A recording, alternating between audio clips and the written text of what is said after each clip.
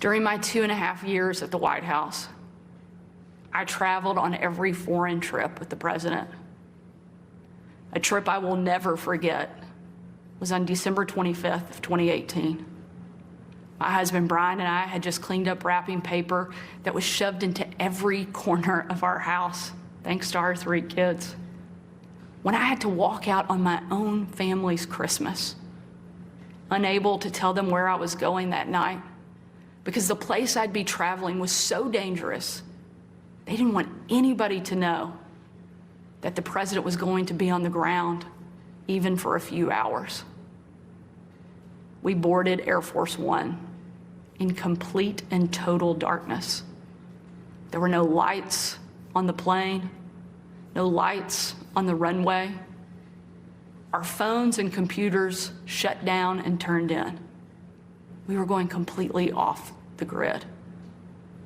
Nearly 12 hours later, in the pitch black of night, we landed in the war-torn part of Western Iraq. It was again a similar scene. No lights on the plane, no lights on the runway. The only thing you could see was coming from about a mile away in a dining hall where hundreds of troops who were in the fight against ISIS had gathered expecting to celebrate Christmas with senior military leadership from around the region. They had absolutely no idea that the president and first lady were about to walk into that room. And when they did, it was a sight and a scene and a sound I hope I never forget. The room erupted.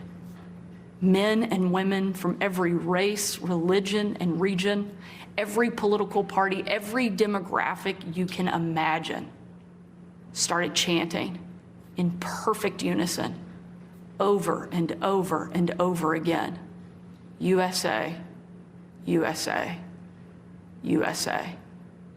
It was an absolutely perfect picture of what makes our country great. One of the young soldiers yelled from the back, "Mr. President, I re-enlisted in the military because of you." And the president said, "And son, I'm here because of you." Shortly after, that young soldier came up to me. He said, "Sarah, you have a tough job." I told him, "What I do is nothing. You take bombs and bullets. That's a tough job." And in a moment that I know I'll cherish for the rest of my life, that soldier reached up and he pulled the Brave Rifles patch he wore on his shoulder, and he placed it into my hand, a sign of ultimate respect. And he said, "Sarah, we are in this together." Overwhelmed with emotion and speechless, I just hugged him with tears in my eyes and a grateful heart for our heroes who keep us free.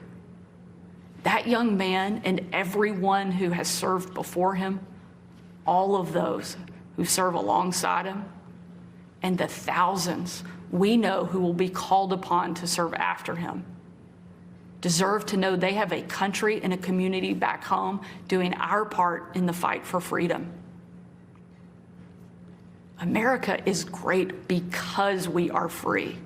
But today, our freedom is under attack, and the America we love is in danger. President Biden and the Democrats have failed you, and it's time for a change. A new generation of Republican leaders are stepping up, not to be caretakers of the status quo, but to be change makers for the American people. We know not what the future holds, but we know who holds the future in his hands. And with God as our witness, we will show the world that America is still the place where freedom reigns and liberty will never die. Thank you. God bless you, and God bless America.